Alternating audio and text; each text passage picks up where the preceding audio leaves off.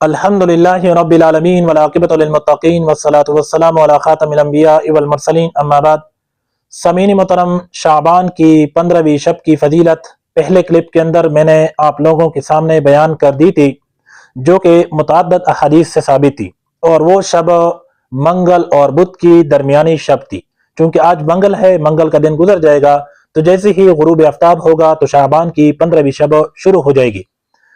अच्छा, अब लोग पूछते हैं कि शाबान की 15वीं शब की फजीलत तो आपने बयान कर दी, आगे शाबान की 15 तारीख उसके अंदर रोजा रखने का शरई तौर पर क्या हुक्म है। सामीन मोहतरम, शाबान की 15 तारीख को रोजा रखना यह मुस्तहब है, हदीस से साबित है, अलबत्ता फर्ज या वाजिब नहीं। यानी जो रखना चाहते हैं रख ले, सवाब मिलेगा, जो नहीं रखना चाहते हैं उन पर कोई इतराज नहीं। रखने वाले न रखने वाले पर इतराज न करें, न रखने वाले रखने वाले पर कोई इतराज न करें। हदीस से साबित है, जो रखना चाहते हैं वो रख ले, सवाब मिलेगा, अलबत्ता रखना जरूरी नहीं है, फर्ज या वाजिब नहीं है। तो ये शाबान की 15 तारीख को रोजा रखने का शरई हुक्म है। वस्सलाम।